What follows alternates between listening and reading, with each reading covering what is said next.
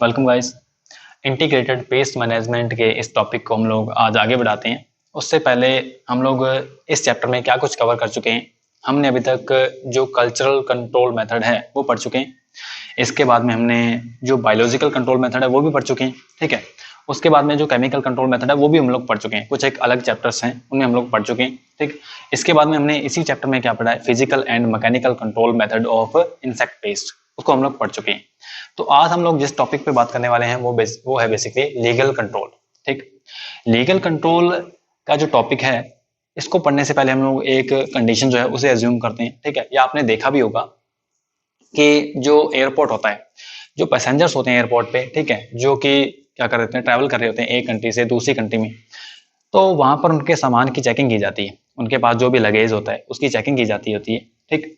और वहां पर उसके सामान में बेसिकली क्या कुछ चेक किया जाता है कि जिस कंट्री में वो जा रहा है, वो जो पर्सन है वो जिस कंट्री में जा रहा है उसके पास कहीं ऐसा कोई सामान तो नहीं है, या कोई ऐसा प्लांट तो नहीं है, या कोई ऐसा पेस्ट तो नहीं है, इंसेक्ट पेस्ट तो नहीं है, या कोई ऐसा प्लांट प्रोडक्ट तो नहीं है कि जो दूसरे कंट्री में जाने के बाद में इन्वेसिव वीड बन जाए, ठीक। क्योंकि कुछ एक जो हम लोग बात करें कि जो प्रीडेटर्स होते हैं वो एक ही कंट्री में होते हैं, तो जो नेक्स्ट कंट्री में अगर वो प्लांट चला गया और वहां पर जाके ग्रो कर गया तो उसके नॉर्मल प्रीडेटर वहां पे नहीं होंगे, ठीक।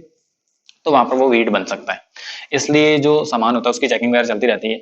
तो लीगल कंट्रोल का मतलब क्या है बेसिकली, कि जो पर्टिकुलर कंट्री होती है कोई, उसकी गवर्नमेंट के पास लीगली राइट होता है इस चीज का कि वो अपने कंट्री के अंदर आने वाले सामान को चेक करे, ठीक है, और उसको रोक भी सके। अगर कोई ऐसा मतलब कोई प्रोडक्ट है जो कि इधर आकर वीड बन सकता है, उसको वो रोक भी सके, ठीक। तो लीगल कंट्रोल के अंदर बेसिकली होता क्या है कि कुछ एक जो लॉज होते हैं उनको लागू किया जाता है, ठीक है, उसे इनेक्ट किया जाता है। बेसिकली ये क्यों किया जाता है, prevent introduction of the new paste from the foreign country. Basically मान लीजिए कोई पेस्ट है, ठीक, कोई पेस्ट है, वो एक कंट्री में है, तो उस कंट्री से अगर मान लीजिए कोई प्लांट आ रहा है तो उस प्लांट के साथ में क्या है, वो पेस्ट आ सकता है। तो इसलिए क्या किया जाता है, उसे रोका जाता है, ठीक है, उसे प्रोहिबिट किया जाता है, उसे प्रिवेंट किया जाता है, रोका जाता है उसे। नेक्स्ट जो इसका वो जो हम लोग बात करें कि इसका जो नेक्स्ट मुद्दा है वो क्या है, कि to prevent spread of pest within the country, ठीक। ये भी राइट होता है कि जो कंट्रीज हैं, ठीक है, उसके अंदर अलग अलग स्टेट्स होते हैं, तो बेसिकली एक स्टेट से दूसरा स्टेट के अंदर जो पेस्ट है वो ना पहुंचे, ठीक है, इसका भी राइट होता है, ठीक है। नेक्स्ट जो हम लोग बात करें इसके अंदर, to ensure that the pesticide use in control the insects are not adulterated, ठीक है। इसका मतलब क्या है कि बेसिकली कोई इंसेक्ट पेस्ट है, उसको कंट्रोल करने के लिए जो आप लोग इंसेक्टिसाइड यूज करते हैं, ठीक है, उसके अंदर कोई मिलावट ना हो, ठीक है, उसके अंदर कोई मिलावट ना हो, इसलिए जो इंसेक्ट पेस्ट है उसको किल करना ही जरूरी माना जाता है, ठीक है, वरना वो काफी ज्यादा तबाही मचा सकता है इंसेक्ट पेस्ट, ठीक है। तो बेसिकली किसी भी जो कंट्री होता है, कोई भी कंट्री होती है, उसके अंदर जो गवर्नमेंट होती है उसके पास लीगली ये राइट्स होते हैं, ठीक है, कि वो अपने कंट्री के अंदर जो इंसेक्ट पेस्ट हैं या कोई ऐसे प्लांट्स हैं उनको वो क्या कर सके, प्रिवेंट कर सके, ठीक है। बेसिकली इंसेक्ट पेस्ट को प्रिवेंट किया जाता है इस केस में, ठीक। तो इसके अंदर और बेसिकली हम लोग क्या पढ़ते हैं कि जो नेक्स्ट हमारे पास टॉपिक है वो है क्वारंटीन एंड इंस्पेक्शन, ठीक है। Quarantine and inspection, quarantine word का मतलब आप लोग समझ चुके होंगे, ठीक है, क्योंकि इंडिया में भी क्वारंटीन चल रहा है। तो इंस्पेक्शन वर्ड का मतलब क्या होता है, चेकिंग करना, ठीक। क्वारंटीन वर्ड का मतलब क्या होता है, किसी भी चीज को प्रोहिबिट करना, ठीक है। क्वारंटीन वर्ड का मतलब क्या होता है, किसी चीज को प्रोहिबिट करना, मतलब prohibition of the introduction of any pest और plant disease in the country, ठीक। जैसे कि क्वारंटीन में क्या किया जाता है कि मान लीजिए कोई व्यक्ति है जो कि संक्रमित है, ठीक है, उसको एक जगह से दूसरी जगह ना जाने दिया जाए। कोरोना के केस में ऐसा ही होता है। तो क्वारंटीन जो प्लांट के अंदर है बेसिकली उसका मतलब क्या है कि कोई प्लांट पेस्ट है, ठीक है, या जो प्लांट डिजीज है वो एक कंट्री से दूसरी कंट्री में ना जा पाए, ठीक है, इसलिए क्या है, प्लांट क्वारंटीन का जो मेथड है वो अपनाया जाता है, ठीक, मतलब उसको प्रोहिबिट किया जाता है, ठीक। और इसके अंदर क्या किए गए हैं, कुछ एक लॉज बनाए गए हैं, इसके अंदर कुछ एक लॉज बनाए गए हैं। आइए देखते हैं। जो पहला एक्ट है उसको बनाया गया था, ठीक है, जो फर्स्ट एक्ट फॉर्म था इज प्लांट क्वारंटीन एक्ट 1912। 1912 में एक एक्ट बनाया गया, ठीक, पहला क्वारंटीन एक्ट था, उसको बनाया गया, ठीक। और इसके अंदर क्या किया गया, बेसिकली जो गवर्नमेंट थी उसको ये पावर दी गई कि वो अपने कंट्री के अंदर आने वाला कोई भी सामान है, ठीक है, मान लीजिए कोई प्लांट है, प्लांट प्रोडक्ट है, वो किसी और कंट्री से आ रहा है उस कंट्री में, तो उसको वो क्या कर सके, उस कंट्री में वो जो कंट्री है उसको वो प्रोहिबिट कर सके, वो क्या कर सके, उसको प्रोहिबिट कर सके, ठीक है। प्रोहिबिशन की पावर दी गई गवर्नमेंट को, ठीक, उस एक्ट के अंदर। नेक्स्ट क्या था कि इस एक्ट में बेसिकली यूनाइटेड स्टेट्स ने ध्यान से बात सुनिए, जो ये जो एक्ट था, ठीक, 1912 का, इसके अंदर क्या था, under this act in United states the federal horticulture board was setup. इसके अंदर बेसिकली क्या था कि फेडरल हॉर्टिकल्चर बोर्ड है उसको एस्टेब्लिश किया गया, ठीक है। और उसमें क्या थे, रिप्रेजेंटेटिव्स थे, क्या थे उसमें, रिप्रेजेंटेटिव्स थे। उसमें कौन कौन से रिप्रेजेंटेटिव थे, उसमें फॉरेस्ट सर्विस के रिप्रेजेंटेटिव थे, उसके बाद में हॉर्टिकल्चर बेसिकली जो federal bureau of plant industry है और एंटोमोलॉजी जो है, इसके कुछ एक जो रिप्रेजेंटेटिव्स थे उसके अंदर थे, ठीक, क्या थे उसके अंदर, रिप्रेजेंटेटिव थे। नेक्स्ट हम लोग बात करें कि उसके बाद में 1912 के बाद में एक और प्लांट क्वारंटीन जो कंट्रोल है, ठीक है, एडमिनिस्ट्रेशन जो है उसको बनाया गया, उसको लागू किया गया। उसके अंदर क्या था कि आइए पढ़ते हैं इसको। इन 1928 plant quarantine and administration control act was enacted. मतलब 1928 में क्या किया गया था, प्लांट क्वारंटीन एंड एडमिनिस्ट्रेशन जो कंट्रोल है इसका जो एक्ट बनाया गया उसको लागू किया गया, ठीक। और उसके बाद में 1932 में bureau of plant quarantine and 1934 में ब्यूरो ऑफ एंटोमोलॉजी जो है इनको बनाया गया, ठीक।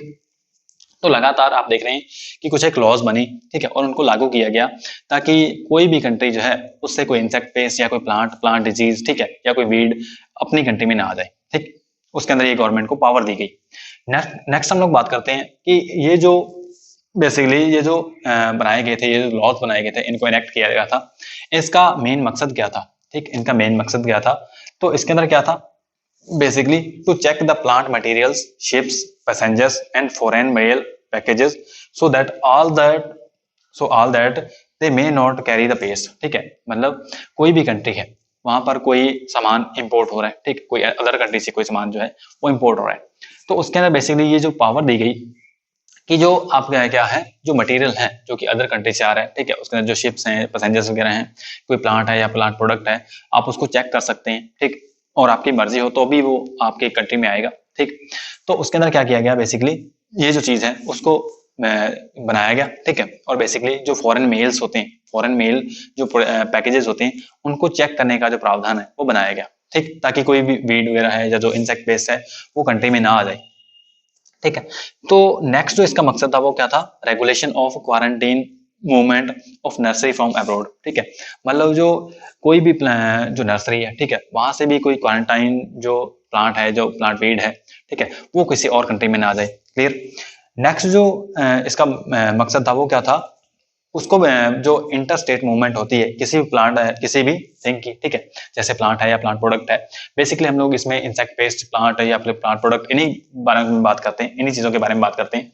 तो इंटर स्टेट मूवमेंट जो है इसको भी क्या किया गया, चेक करने का जो प्रावधान है वो बनाया गया, ठीक है। इसका मकसद क्या था कि जो एक स्टेट से दूसरे स्टेट के अंदर, किसी कंट्री के अंदर कोई सामान जाता है तो आप उसको भी क्या करें, चेक करें, ठीक है, उसको आप रेगुलेट करें, ठीक। तो अगर उसके अंदर कोई इंसेक्ट वगैरह है तो आप उसे रोक सकते हैं, ठीक, ताकि वो आपके जो स्टेट है उसके अंदर वो पेस्ट ना आ पाए। नेक्स्ट हम लोग बात करें कि जो इसके अंदर अगला मकसद इसका क्या था कि inspection of domestic products for exports, ठीक है।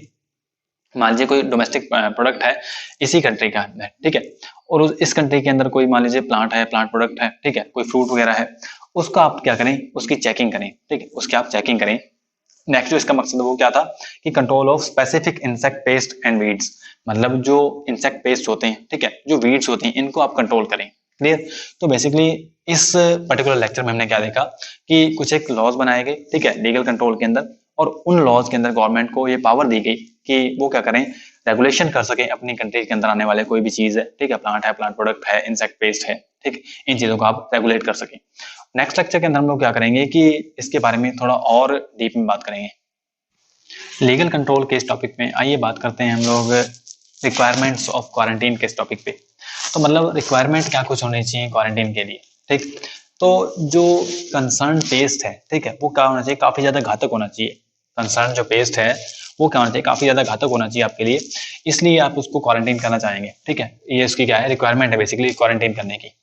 नेक्स्ट जो आपके पास रिक्वायरमेंट है वो क्या है कि जो आप लोग अपने लोकल एरिया में या कंट्री में इंसेक्टिसाइड वगैरह यूज करते हैं पेस्ट को कंट्रोल करने के लिए, तो उसके लिए वो ससेप्टेबल ना हो, मतलब जो मेथड आप यूज करते हैं उससे वो पेस्ट मरे ही ना, ठीक है। तो ये भी क्या है, रिक्वायरमेंट है क्वारंटीन की।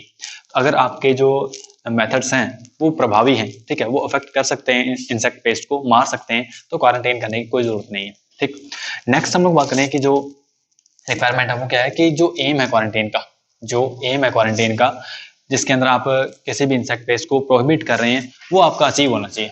ठीक, वो क्या होना चाहिए, आपका अचीव होना चाहिए। ठीक, मतलब जो हम क्या करें, the aim of quarantine to prevent introduction of the pest should be achieved.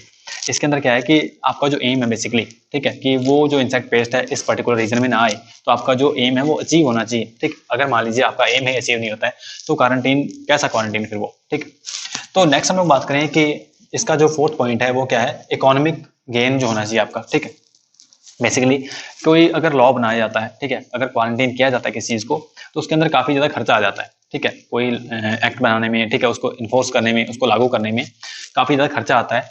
तो क्वारंटीन करने का बेनिफिट ये भी होना चाहिए कि आपने जो खर्चा लगाया है, ठीक, क्वारंटीन करने में, वो आपके लिए गेन भी आपको उसका मिलना चाहिए। ठीक है, आपको उसका प्रोडक्ट भी मिलना चाहिए। ठीक है, आपको उसका रिजल्ट भी मिलना चाहिए। मतलब जो आपका खर्चा लग जाता है, ठीक, क्वारंटीन करने में, तो उसके बाद में आपका जो गेन है, आपका जो गेन है वो खर्चे से ज्यादा होना चाहिए। ठीक है, वो खर्चे से क्या होना चाहिए, एक्सीड करना चाहिए, उसको ज्यादा होना चाहिए। तो आइए नेक्स्ट बात करते हैं हम लोग कि जो इंसेक्टिसाइड लॉज हैं, ठीक है, इंसेक्टिसाइड लॉज के बारे में बात करते हैं। कुछ एक जो कंट्रीज होती हैं, बेसिकली सारी की सारी कंट्रीज जो हैं वो क्या करते हैं, इंसेक्टिसाइड जो बनाए जाते हैं, जो पॉइजन बनाए जाते हैं, ठीक है, उनके लिए भी कुछ एक लॉज बनाती है और उनको इन्फोर्स करती है। ठीक, आइए उन लॉज के बारे में जानते हैं कि बेसिकली उन लॉज के अंदर क्या कुछ होता है। ठीक है, क्या कुछ पॉइंट्स होते हैं, आइए जानते हैं। तो सबसे पहले बात तो क्या होनी चाहिए, जो आपका इंसेक्टिसाइड है उसका जो लेबल होता है उसके ऊपर एक मार्क होना चाहिए। ठीक है, एक मार्क होना चाहिए जिसके अंदर क्या होता है, एक स्कल बनी होती है और स्कल को क्रॉस करती होती हैं दो बोन्स। ठीक है, आपने एक ऐसा मार्क देखा होगा। ठीक है, मान लीजिए क्या है, एक स्कल है, ये क्या है, स्कल है। ठीक, स्कल है और इसको क्या करना चाहिए, जो बोन्स होती हैं दो, ठीक है, इस टाइप से आपने एक जो मार्क है देखा होगा इस टाइप से। ठीक, वो क्या होता है, एक पॉइजन के लिए हम लोग मार्क यूज करते हैं। ठीक, तो बेसिकली क्या होना चाहिए, उसके अंदर ये जो आपका हमारा जो मार्क है ये होना चाहिए। क्लियर। दूसरी बात क्या है कि उसके अंदर जो मैन्युफैक्चरर है उसका कंप्लीट एड्रेस होना चाहिए और उसका नेम होना चाहिए। ठीक है, जो लेबल होता है इंसेक्टिसाइड का उसमें क्या होना चाहिए कि जो जिसने वो बनाया है, जिसने जो इंसेक्टिसाइड बनाया है, जो पॉइजन बनाया है, उसका नेम होना चाहिए और कंप्लीट एड्रेस होना चाहिए। ठीक, नेक्स्ट बात क्या है कि वो ट्रेडमार्क होना चाहिए, मतलब वो क्या है, ट्रेडमार्क होना चाहिए, मतलब उसको बेचा जा सके। नेक्स्ट हम लोग बात करते हैं कि जो इंग्रेडिएंट्स होते हैं, जो इंग्रेडिएंट्स होते हैं बेसिकली वो क्या कुछ होने चाहिए, उसके अंदर इंग्रेडिएंट जो यूज किए गए हैं उनका नाम होना चाहिए पहली बात तो, और उसके बाद में उनका परसेंटेज होना चाहिए, जो एक्टिव इंग्रेडिएंट्स हैं या फिर जो इनर्ट इंग्रेडिएंट्स हैं। ठीक, उसका क्या होना चाहिए, आपके पास परसेंटेज होना चाहिए कि मतलब उसके अंदर जो एक्टिव इंग्रेडिएंट्स हैं वो कौन से कितने हैं और परसेंटेज वाइज इनर्ट जो इंग्रेडिएंट्स हैं वो कितने हैं। ठीक है, जो मतलब काम नहीं करेंगे। नेक्स्ट हम लोग बात करें कि जो नेट कंटेंट्स हैं वो होना चाहिए उसके अंदर। ठीक है, अभी जो टोटल कंटेंट्स हैं वो होना चाहिए उसके ऊपर लिखा। ठीक, इसके अलावा जो डायरेक्शन है यूज की वो भी उसके अंदर होनी चाहिए, लेबल के ऊपर डायरेक्शन ऑफ यूज लिखा होता है। हम लोग कोई भी इंसेक्टिसाइड उठा के देख लें तो हमको ये जो सारे पॉइंट हैं उसके ऊपर देखने को मिलते हैं। ठीक, नेक्स्ट हम बात करें कि जो पॉइजन है, ध्यान से बात सुने, कुछ एक इंसेक्टिसाइड होते हैं वो पॉइजन होते हैं। ठीक, तो ये जो पॉइंट है आपको वहां पे नोट करना है कि बेसिकली क्या है कि जो पॉइजन्स होते हैं उनके पास क्या होना चाहिए, एक मार्क होना चाहिए जिसके अंदर स्कल होता है और ब्लैक क्रॉस होता है। ठीक, ये जो क्रॉस होता है ये ब्लैक होता है। ठीक, किसी भी पॉइजन के ऊपर आपको ये दिख जाएगा अगर आप देखेंगे तो। क्लियर।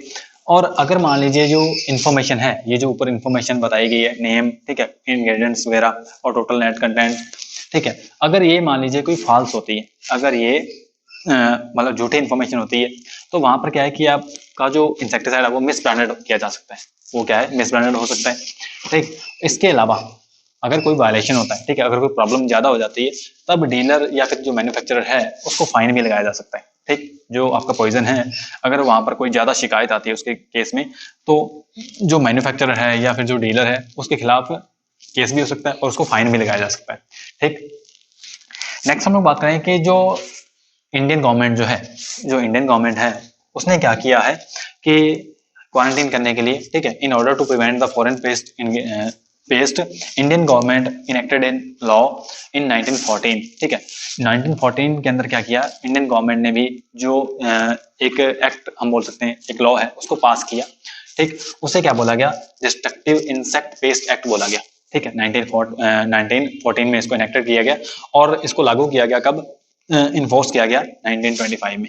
ठीक, इसके बाद में मद्रास के अंदर क्या था कि जो कॉटन का प्लांट होता है, ठीक है, उसके अंदर क्या है, काफी ज्यादा जो पेस्ट है वो हो गया था। ठीक है, पेस्ट के कारण उसका जो डैमेज है वो काफी ज्यादा हो गया था। तो मद्रास ने भी क्या किया, कॉटन पेस्ट एक्ट को लागू किया। ठीक है, और उसके अंदर ये बात बताएगी कि जो भी पुराने आपके कॉटन के जो प्लांट्स हैं उनको 1 अगस्त से पहले पहले आप क्या करें, डिस्ट्रक्शन कर दें उनका। ठीक है, इसके लिए जो बात है ये कंपलसरी कर दी गई किसानों के लिए। और उसके बाद में क्या है कि नेक्स्ट जो एक और यूपी के अंदर 1951 के अंदर क्या किया गया, लोकस्ट डिस्ट्रक्शन एक्ट को पास किया गया और उसको अप्लाई किया गया। ठीक, तो ये था बेसिकली लीगल कंट्रोल के बारे में। इसके बाद में हम लोग जो बात करेंगे वो हार्मोनल एंड फेरोमोन कंट्रोल के बारे में बात करेंगे। आइए पढ़ते हैं हार्मोन्स, फेरोमोन्स एंड एंटीफिडेंट्स के इस टॉपिक को। तो एक साइंटिस्ट सी एम विलियम्स, ठीक, सी एम विलियम्स, इन्होंने क्या किया कि जो हार्मोनल कंट्रोल है, ठीक है, बेसिकली जो हार्मोन्स होते हैं इंसेक्ट्स के अंदर, उनका यूज करके हम लोग जो पेस्ट है उसको कैसे कंट्रोल कर सकते हैं। ठीक, तो उसका उन्होंने बताया, उसके बारे में इन्होंने बताया। और सीएम विलियम्स ने क्या कहा, हार्मोनल कंट्रोल को थर्ड जनरेशन, क्या बोला इसे बोला गया थर्ड जनरेशन इंसेक्टिसाइड्स बोला गया। क्या बोला गया, थर्ड जनरेशन इंसेक्टिसाइड्स। ठीक, तो मतलब इससे पहले भी कुछ एक जनरेशन होगी। जो फर्स्ट जनरेशन ऑफ इंसेक्टिसाइड है उसके अंदर बेसिकली क्या है, ये काफी पहले यूज की जाती थी, जैसे कि ऑर्गेनिक, इनऑर्गेनिक जो केमिकल्स उनका यूज किया जाता था। ठीक, इसके बाद में जो सेकेंड जनरेशन है उसके अंदर क्या यूज किया जाता था, उसके अंदर जो सिंथेटिक जो केमिकल्स हैं उनका यूज किया जाने लगा, जैसे डीडीटी, ठीक है, मेथॉक्सीक्लोर, लिंडेन, इनका यूज किया जाने लगा। और जो हार्मोन्स हैं इनको फिर बोला गया थर्ड जनरेशन इंसेक्टिसाइड्स। क्लियर। आइए बात करते हैं हार्मोन्स की जो नॉलेज हमारे पास, उससे हम लोग इंसेक्ट पेस्ट को कैसे कंट्रोल कर सकते हैं। ठीक, देखिए, एक हार्मोन होता है इंसेक्ट्स के अंदर, जुवेनाइल हार्मोन। क्या है, जुवेनाइल हार्मोन। ठीक, ये कौन सेक्रेट करता है, ये एक ग्लैंड होती है एक इंसेक्ट में, कार्पोरा एलेटा, एक नाम होता है कार्पोरा, इसका नाम क्या है, कार्पोरा एलेटा। ठीक, ये एक क्या होती है, ग्लैंड होती है। ये क्या करती है, ड्यूरिंग जुवेनाइल फेज कार्पोरा एलेटा क्या करती है, जुवेनाइल हार्मोन को रिलीज करती है। क्या करती है, जुवेनाइल हार्मोन को रिलीज करती है। ठीक, और जुवेनाइल हार्मोन जो है ये इंसेक्ट को मैच्योरिटी जो है उससे पहले तभी रिलीज होता है। ठीक, और इसके बाद में एक और हार्मोन होता है, एक डायसन हार्मोन। इसे कौन रिलीज करता है, इसे प्रोथोरेसिक ग्लैंड रिलीज करती है। ठीक, तो ध्यान से बात सुनिए, जुवेनाइल हार्मोन और एक डायसन हार्मोन जो है, ये दोनों क्या करते हैं, इंसेक्ट की जो लाइफ स्टेज होती है उसको कंट्रोल करने में काफी ज्यादा सिग्निफिकेंट रोल प्ले करते हैं। ठीक, जैसे जो मैच्योरेशन होता है इंसेक्ट्स के अंदर, वो कैसे होता है, वो अपने आप को मैच्योर करते हैं मोल्टिंग के थ्रू। ठीक है, जैसे प्यूपा स्टेज में जाएगा इंसेक्ट, उसके बाद में क्या होगा, मोल्टिंग के थ्रू वहां से बाहर निकल जाएगा। क्लियर। और मोल्टिंग कब होती है, जब एक डायसन हार्मोन को हम लोग मोल्टिंग हार्मोन बोलते हैं, जब ये रिलीज होता है तब मोल्टिंग होती है और इंसेक्ट जो है वो एडल्ट में क्या हो जाता है, ट्रांसफॉर्म हो जाता है। लेकिन एडल्ट में ट्रांसफॉर्म होने से पहले तो वो लार्वा होता है। ठीक, लार्वा होता है और वो क्या है, एक्चुअल में उसकी जुवेनाइल फेज होती है। और तब क्या होता रहता है, इंसेक्ट में कार्पोरा अलेटा जो है जुवेनाइल हार्मोन को रिलीज करती है। ठीक, जब एक टाइम पीरियड जो होता है जुवेनाइल हार्मोन तब तक रिलीज होता है, उसके बाद में जुवेनाइल जो हार्मोन है वो उसका जो सिक्रेशन है वो कम हो जाता है और एक डायसन हार्मोन तब रिलीज होता है। ठीक, तो मतलब लार्वल फेज के बाद में जो मोल्टिंग होती है, ये दोनों क्या करते हैं, इंसेक्ट की जो लाइफ हिस्ट्री है, ठीक है, उसको कंट्रोल करते हैं। तो अगर हम लोग क्या करें, जो जुवेनाइल हार्मोन है इसके सिक्रेशन को बढ़ा दें, ठीक है, इसको लगातार सिक्रेट करते रहें, तो फिर क्या हो सकता है कि जो लार्वल फेज है वो लगातार चलती रहेगी। तो मतलब इंसेक्ट जो है वो एडल्ट नहीं होंगे, जो इंसेक्ट्स हैं वो एडल्ट नहीं होंगे, और एडल्ट नहीं होंगे तो मतलब वो रिप्रोडक्शन नहीं करेंगे, क्योंकि जो एडल्ट फेज होती है वो ही रिप्रोडक्शन के काबिल होती है इंसेक्ट्स में। ठीक, इसके अलावा जो हम लोग बात करें कि जो एक्टाइसन हार्मोन है, इसका हम लोग कैसे यूज कर सकते हैं, जो एक्टाइसन हार्मोन है इसका हम लोग यूज कर सकते हैं एडल्ट इंसेक्ट में। ठीक है, मान लीजिए कोई इंसेक्ट पहले से डल्ट है तो उसके अंदर हम लोग अगर डायसन हार्मोन रिलीज करेंगे, ठीक है, तो उससे क्या हो सकता है कि इंसेक्ट की डेथ हो सकती है, उससे जो इंसेक्ट है उसकी और ज्यादा डेथ हो सकती है, क्योंकि मोल्टिंग अब और ज्यादा नहीं होगी। ठीक, क्योंकि उसके अंदर और बाकी जो हार्मोन्स हैं, ठीक है, और बाकी जो केमिकल सब्सटेंसेस होते हैं, बायोकेमिकल रिएक्शंस होती हैं इंसेक्ट की बॉडी में, वो भी काफी ज्यादा रोल प्ले करती हैं। ठीक, तो इन दोनों हार्मोन का यूज करके हम लोग क्या कर सकते हैं, इंसेक्ट की जो पॉपुलेशन है उसको कंट्रोल कर सकते हैं। ठीक, नेक्स्ट जो कंट्रोल मेथड है वो है फेरोमोनल कंट्रोल। फेरोमोनल कंट्रोल के अंदर बेसिकली जो फेरोमोन्स होते हैं आपने पढ़ा होगा क्या होते हैं, और बताया भी था कि एक्चुअल में क्या होते हैं कि एक्टो हार्मोन्स होते हैं। जैसा कि ये जो हार्मोन होते हैं जुवेनाइल और एक्डाइसन हार्मोन, ये क्या एंडोक्राइन ग्लैंड से करती है, कौन कौन सी, प्रोथोरेसिक ग्लैंड एक्डाइसन को रिलीज करती है, और कार्पोरा अलेटा जो है ये जुवेनाइल हार्मोन को रिलीज करती है। और ये क्या होती है, एंडोक्राइन ग्लैंड्स होती हैं, मतलब ब्लड के थ्रू क्या होते हैं, ये इंसेक्ट में क्या होते हैं, ट्रांसपोर्ट होते हैं। इसके अलावा जो हमारे फेरोमोन्स होते हैं वो क्या होते हैं, एक्टो हार्मोन्स की तरह एक्ट करते हैं, वो भी क्या होते हैं, मैसेंजर की तरह एक्ट करते हैं। और जो फेरोमोन्स होते हैं वो एक पर्टिकुलर स्पीसीज जो है वो रिलीज करती है अपने दूसरे पर्टिकुलर उसी स्पीसीज के जो ऑर्गेनिज्म है उसको अटैक करने के लिए, या फिर उसके जो बिहेवियर है उसको चेंज करने के लिए।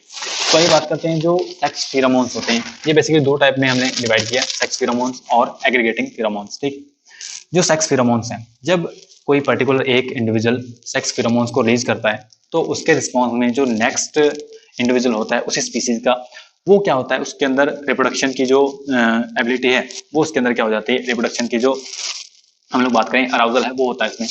ठीक, और उससे क्या होता है कि इंसेक्ट जो है वो रिप्रोडक्शन करते हैं और अपनी जो पॉपुलेशन है उसको बढ़ाते हैं। ठीक, और एग्रीगेटिंग फेरोमोन्स क्या होते हैं कि इसके अंदर जिस इंसेक्ट ने उसे रिलीज किया है, ठीक है, या किसी ऑर्गेनिज्म ने जो फेरोमोन है उसको रिलीज किया है, वो खुद इंसेक्ट और उसके अलावा जो बाकी स्पीसीज के, उसी स्पीसीज के बाकी इंसेक्ट्स होते हैं या बाकी ऑर्गेनिज्म होते हैं, वो भी वहां पर क्या होते हैं, इकट्ठे होते रहते हैं। मतलब एग्रीगेटिंग फेरोमोन क्या करेंगे, इंसेक्ट को इकट्ठे करेंगे या फिर ऑर्गेनिज्म को इकट्ठा करेंगे, और जो सेक्स फेरोमोन है ये रिप्रोडक्शन के जो उसके अंदर अर्ज है उसको डेवलप करेंगे। ठीक, तो सेक्स फेरोमोन के जब रिलीज होता है तब क्या होता है, रिप्रोडक्शन होता है। अब हम लोग माने कि अगर सेक्स फेरोमोन जो है इनके सिक्रेशन को इनहिबिट कर दिया जाए, इनको रोक दिया जाए, तो पॉपुलेशन नहीं बढ़ेगी। ठीक, पॉपुलेशन जब नहीं बढ़ेगी तब क्या होगा कि हम लोग क्या करेंगे, एग्रीगेटिंग फेरोमोन जो हैं इसके साथ में सेक्स फेरोमोन जो हैं, इन दोनों को अगर हम लोग क्या करें, इनहिबिट कर दें, इनहिबिट अगर कर दें इनको, तब क्या है, इनकी जो पॉपुलेशन है वो नहीं बढ़ पाएगी। ठीक, अगर पॉपुलेशन नहीं बढ़ पाएगी तो ये क्या है, एक अच्छा कंट्रोल हो सकता है। ठीक, इसके बाद में क्या है कि जो नेक्स्ट हमारे पास मेथड है वो क्या है, एंटीफिडेंट्स। एंटीफिडेंट्स बेसिकली क्या होते हैं, सब्सटेंसेस होते हैं जो कि इंसेक्ट के जो गस्टेटरी रिफ्लेक्स होते हैं उसको चेंज कर देते हैं। क्या करते हैं, गस्टेटरी रिफ्लेक्स को चेंज कर देते हैं। बेसिकली ये काम कैसे करते हैं, जो मैक्सिली होती है, ठीक, मैक्सिली और जो पाल्प होते हैं, ठीक, मैक्सिली और पाल्प्स होते हैं इंसेक्ट के अंदर, उसको क्या कर देते हैं, उसके अंदर जो गस्टेटरी रिफ्लेक्स इनके कारण पैदा होते हैं उनको भाई बंद कर देते हैं। ठीक, और जब इंसेक्ट के जो गस्टेटरी रिफ्लेक्स हैं वो बंद हो जाएंगे तब इंसेक्ट को भूख नहीं लगेगी, और जब वो भूख नहीं लगेगी तो वो स्टारवेशन के कारण उसकी डेथ हो जाएगी। क्या हो जाएगी, स्टारवेशन के कारण उसकी डेथ हो जाएगी। ठीक, स्टारवेशन के कारण डेथ हो जाएगी। इससे क्या हो सकता है कि जो इंसेक्ट पेस्ट हैं बेसिकली उनको कंट्रोल किया जा सकता है। ठीक, और बेसिकली जो फर्स्ट एंटीफिडेंट जो सब्सटेंस है वो यूज किया गया था, जेडाईपी जिसको बोला गया। ठीक है, इसके अंदर जो जिंक्स हैं उसको ऐड किया गया था, और बेसिकली क्यों यूज किया गया था कि जो बाग्स होते हैं, ठीक, बाग्स और जो ट्विग्स हैं इनको रोडेंट पेस्ट से बचाने के लिए, बाग और जो ट्विग्स होते हैं इसको रोडेंट पेस्ट से बचाने के लिए इसका यूज किया गया था। इसके अलावा कुछ एक और हमारे पास जो एंटीफिडेंट्स हैं वो भी अवेलेबल हैं। ठीक है, जैसे ट्राइजीन्स हैं। ट्राइजीन्स ग्रुप ऑफ क्या है, ये जो हमने इधर इस साइड लिखे हैं ट्राइजीन्स, कार्बामेट्स, ये क्या है, ग्रुप है बेसिकली। और इसके अंदर बेसिकली जो एंटीफिडेंट है वो कौन सा है, ट्राइजीन्स के अंदर AC20 45 455, ये क्या है, एक एंटीफिडेंट है। इसके अलावा जो कार्बामेट्स होते हैं, कार्बामेट्स के अंदर बेगोन, ये भी क्या एक एंटीफिडेंट है। इसके अलावा जो बॉटनिकल नेचर के होते हैं वो कौन से होते हैं, जैसे पारेथ्रम और नीम सीड्स जो हैं, जो नीम सीड्स हैं इनका यूज किया जाता है, ठीक, एंटीफिडेंट्स के तौर पर। इसके अलावा जो क्या होते हैं, ऑर्गेनोटिन्स होते हैं जैसे ब्रेस्टोन और ब्रेस्टिनॉल, इनका यूज किया जाता है एंटीफिडेंट के केस में। ठीक, अब देखिए जो एंटीफिडेंट्स हैं इनका जो फायदा है वो क्या है कि बेसिकली ये क्या होते हैं, स्पीसीज स्पेसिफिक होते हैं। ठीक, ये क्या होते हैं, बेसिकली स्पेसिफिक होते हैं। ठीक, अब स्पेसिफिक होते हैं तो इनका जो हम लोग बात करें कि जो इफेक्ट है वो क्या होता है, वो भी क्या होता है, स्पेसिफिक होता है। वो क्या होता है, वो भी स्पेसिफिक होता है। ठीक, और इनका जो एडवर्स इफेक्ट है वो नहीं होता है। इनका जो एडवर्स इफेक्ट है वो नहीं होता। किस पे, बेसिकली पैरासाइट पे, या फिर हम लोग बात करें प्रीडेटर जो है इन पे इनका कोई एडवर्स इफेक्ट नहीं होता है। ठीक, इसलिए ये क्या है, जो एंटीफिडेंट्स हैं इनका काफी ज्यादा अच्छे तरीके से यूज किया जा सकता है, और ये काफी इफेक्टेड भी होते हैं। ठीक है, ये काफी इफेक्टेड भी होते हैं। तो ये था बेसिकली इंटीग्रेटेड पेस्ट मैनेजमेंट के बारे में। इसके बाद में हम लोग क्या करेंगे, नेक्स्ट चैप्टर को शुरू करेंगे।